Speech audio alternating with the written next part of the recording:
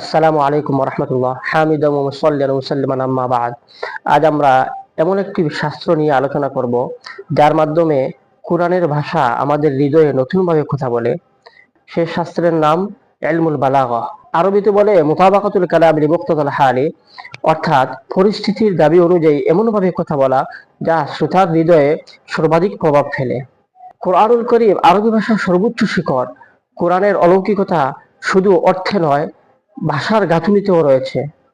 এজন্যই আরবের শ্রেষ্ঠ সাহিত্যিক বলতে বাধ্য হয়েছেন, ওয়াল্লাহি ইন্না লাহু লাহালাওয়াতান ওয়া ইন্না আলাইহি লাকালাওয়াতান ওয়া ইন্নাহু লামুসমিরুন আ'লাহু মুগদিকুন আসফালুহু।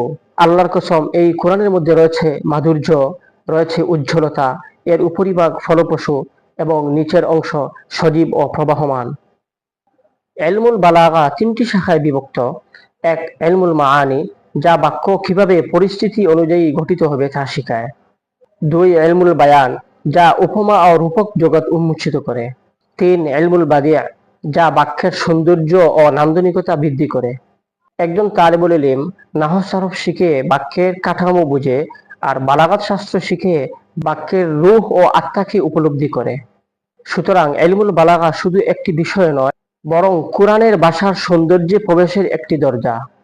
ইমাম আব্দুল কাহির জুরজানি রাহিমাহুল্লাহ তার কিতাব দালাইলুল ইজাজে উল্লেখ করেন, লাইসা নাযমু ইল্লা আন তাদআ কালামাকাল ওয়াদআ আল্লাযী ইয়াক্তাদিহি ইলমুন নাহওয়ি ওয়া তা'মালা আলা কাওয়ানিনিহি ওয়া উসুলিহি। নজম বা বাক্যের সৌন্দর্য বলতে বোঝায় নাহর নিয়ম অনুযায়ী শব্দগুলোকে এমনভাবে সাজানো যাতে প্রত্যেকটি শব্দ তার যথাস্থানে অবস্থান করে। তিনি আরো বলেন, ইন্নাল ফাদলা লিল কালাম লাইসা লিল লাফজি মুফরাদান ওয়ালা লিল মা'না মুজাররাদান ওয়ালাকিন লিতা'লিফিল মা'আনি বিল আলফাজ। বাক্যের শ্রেষ্ঠত্ব কেবল শব্দে নয়, কেবল অর্থেও নয়, বরং অর্থগুলিকে শব্দের মাধ্যমে যেভাবে গাঁথা হয় সেই গাঁথুনিতেই প্রকৃত সৌন্দর্য।